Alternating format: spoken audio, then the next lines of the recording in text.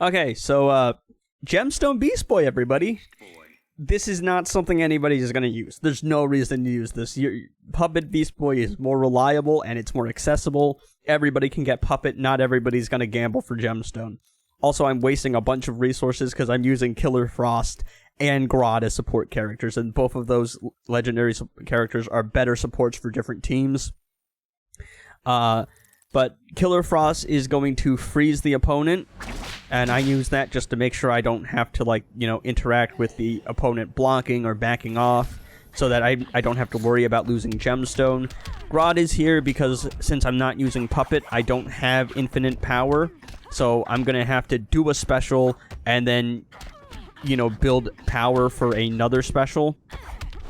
The alternative is to rely on the Beast Boy power refund, but I'm pretty sure that's just chance. Do the super move there so that I can keep the guaranteed combo. I do mess up there. I jumped the gun. I probably should have waited and then went into the special one, but yeah, I'm doing the special one right now because I don't have enough power to do the special 3 yet. And I'm also trying to build the Killer Frost, what's it called? The damage buff, just to see, you know, how much damage can I do with this here. And in hindsight, I probably should have waited to, like, I should have, you know, stacked the full Killer Frost damage buff first and then started spamming special 3 to see, like, true peak values. But yeah, no, this is ridiculous. 140 mil, 150 mil, like, it's insane. Beast Boy doesn't need Gemstone, and Beast Boy does not need Grodd or Killer Frost. You're better off using, you know, that's like 3 one-shot teams right there, or like 3 separate parts of one-shot teams. So yeah, I literally just did that for entertainment purposes. So yeah, if anybody's wondering, yes, Gemstone Beast Boy is possible, but why would you ever use that? It's so ridiculous. Yeah, so here's Scorpion from yesterday's video. I couldn't one-shot him with Puppet King because I don't have 2 level 10 puppets or a level 10 passive stat artifact. So I thought to myself, alright, who can I use to clean up here? 400 mil I think is a little bit high for the Multiverse team. What's the other thing I was thinking of? Mr. Freeze could probably do it, but Sub-Zero is immune to freeze, and also I think Mr. Freeze can bypass freeze immunity, but I just didn't want to risk it, and I went, you know what, I'm going to use Constantine. So usually you're going to use Raven plus Raiden or King or Constantine, and Constantine is the worst of those 3 because he's a legendary character and his gears are harder to get, and he's going to need some star rating and a lot more passive stats than the other 2, excuse me. But I really like Constantine. He's one of my favorite characters in DC. So, also I mess up there. The hit on the tag-in counted towards the freeze meter, but he was frozen, so he's not going to do anything to me. I threw Puppet on Raven because Puppet gives me the burn effect, and I'd rather just have, like, you know, I'd rather have that and occasionally be able to get it to not worry about the Scorpion, the Sub-Zero freeze mechanic, excuse me. Here I do a special, I go for an attack, I stall until I can tag in Swamp Thing and have him tank the super move. I'm thinking in my head, I think Raven could have survived, but again, I don't really want to risk it. And I'm like, it's only 400 mil health. And I'm pretty confident that I can do that with Constantine, even without perfect gameplay. Constantine is also going to burn Sub-Zero on his basic attacks. But again, it's a random chance. I don't even know what the chance is. I'm pretty sure his passive just says he has a chance to burn the opponent on basics. And if he doesn't burn the opponent, he does, like, way less damage. And I get the rewards. Hey, look, it's Justice League the Flash. I don't know, man. I keep getting Ezra Miller. He must think I'm a teenage girl or something. Alright, so next up we got Kami, Dogu, Dagger, Batwoman, the Drown. You're better off using God Killer and Robin King. That's the team everybody uses. It's more reliable, it's safer, the risk of error is way lower. But Kami, Dogu, Dagger is quite fun, so I've got Arkham Knight Batman and John Stewart to give me the hazard damage buff. I think you're better off using John or Arkham Knight Batman and then substituting one of them for a Classic Wonder Woman, but I had already used Classic Wonder Woman in a different fight that you'll see later. Yeah, this is kind of just a fun little thing. For some reason, Kamidogu Dagger works with Batwoman the Drowned's hazard dot mechanic. It doesn't really make sense. But it's not really a reliable thing, because with Robin King, you're going to be able to bypass crit resistance. You're not going to be able to do that with this. And you're also going to need to fight a boss that is combo interruptible, because you're just going to have to combo interrupt with this team. But it is quite fun, and it's quite different, and it's not something that I don't think I've ever used this before, so I went, you know what, let me try it. Let me have some fun. Let me try something different. Yeah, I mean, it's just like I combo interrupt Batwoman, and then I tag out to Arkham Knight Batman here, and generally speaking, you don't really want to do this, because with Kamidogu Dagger, if you get hit, you only lose some of the combo, but if you tag out to a different character and they get hit, you lose all of the combo and all of the damage buff. But again, better safe than sorry, even though I'm pretty sure Batwoman of the Drowned could have survived. I have her with max defense, and this is a tier... Actually, this is a tier 4 boss, I think. But, yeah, it's just like, I know that by the time that I know I'm going to stack the 1000% damage buff and see peak value, and that's all I care about. I just want to be able to see, what is peak performance here with my amount of passive stats and my level 7 Kamidogu Dagger. And yeah, I mean, like, it is higher damage than I would get with God Killer, but it's a lot riskier, and it's a lot easier to mess up.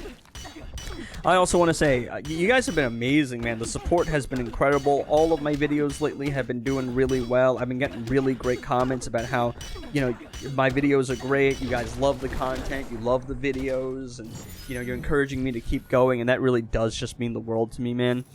I've said this to a couple different people in comments, so I address it here. But I am thinking about expanding the channel eventually. For right now, I think it's going to be Injustice 2 mobile, at least for the near future. Just because I've mentioned this before, I'm a college student. So, I actually having the time to edit stuff like video essays and do reviews, like the more written stuff that's going to take more time and more editing, that probably won't, you won't see videos like that until later on. But I am working on them. I am writing them. I'm coming up with scripts for them. I am also thinking about making videos on other, DC games. Not a lot of mobile games are good. I mean, Injustice 1 isn't getting updated. DC Dark Legion isn't good. Worlds Collide isn't good. But yeah, so the mobile game, scene for DC just isn't particularly great. I am also thinking about, maybe doing some stuff with the console version of Injustice 2. I'm even thinking about breaking into streaming. Maybe eventually I'll stream, playing the Arkham series, playing Lego Batman, just kind of chatting and chilling. Because I've always kind of been pretty vocal that I am a DC fan first. I'm not, the best gamer in the world. I'm not the most intelligent person in the world. I'm just someone who's really passionate about comics and is just a big nerd and likes nerding out with other people who are passionate about the same thing. So I do think eventually I would love to be able to do some streaming, be able to do some other video game related content. But beyond that, I've also mentioned, doing stuff like show reviews, movie reviews, maybe news updates, and giving you my thoughts about that. Yeah, you better bet I am going to be milking the hell out of the Supergirl, hype. She's my favorite comic book character, and I'm super excited for the film. Again, Woman of Tomorrow, absolutely phenomenal comic. Please go read it, guys. Look, if you're going to spend money on anything, don't gamble on Injustice 2. Just go buy the comic, guys. But, beyond that, I've also mentioned, I'm a music production major, so might do some music-related stuff with comics in the future. I've got a lot of friends who are both comic book nerds and also music production majors. So I suggested the idea. What do you guys think about something like a, DC-centric album? And they thought it was a really interesting and cool idea. I also have a pitch for a DC, my own take on a DC game, and I don't know if you guys are interested. Maybe I'll share like what I envision my concept for a DC game is. I don't think there is a DC game that, you know, is what I'm envisioning or what I want out of a DC game yet. So if you guys are interested in what I think or what I would make for a DC game, like, please do let me know. I think if you guys are interested in me sharing that, I will happily make a video, but again, sometime in the near future. Yeah, so, kind of messed up with the Martian Manhunter fight. I'm doing the everything you need to know about DC Universe Superman video, and I was using the Black Adam, Zatanna, and DC Universe Superman team, where I tried to take advantage of only percentage health. I mess up a combo interruption, and then I don't do the special one because the percentage health can't kill. You'll probably be seeing that video on either Sunday or Monday, I think. It depends.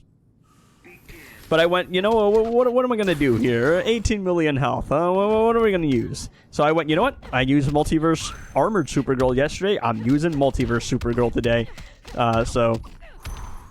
Yeah, Flash has God Killer to help me activate Puppet. Multiverse Supergirl, Armored Supergirl, excuse me, has Nora Snowglobe for passive stats, and Supergirl's got Puppet.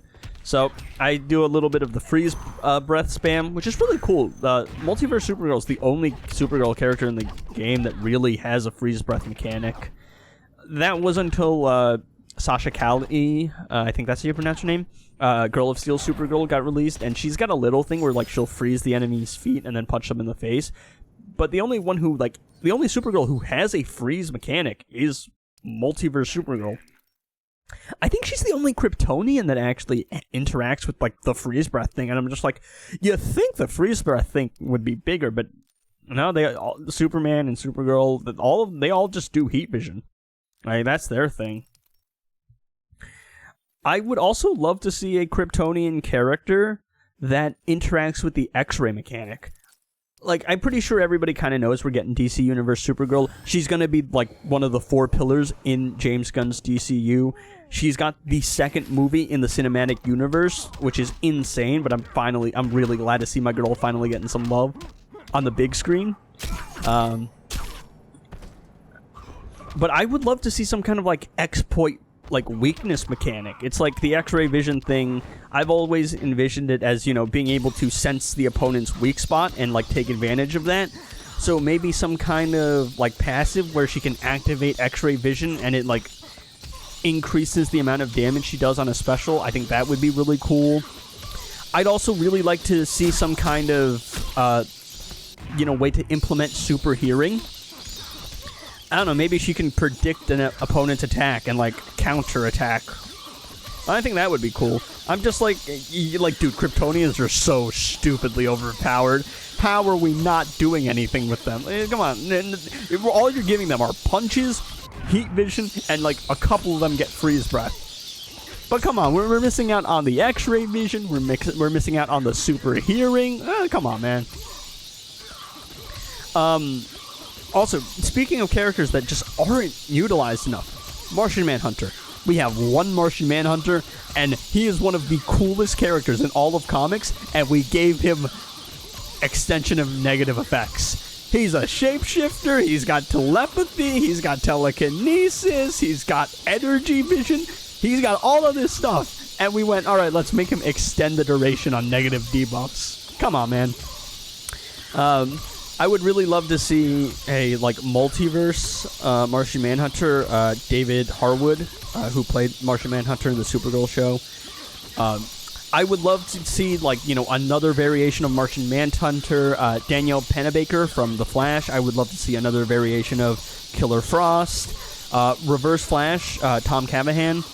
Like, it's weird, because we have we have the Reverse Flash in Injustice 1.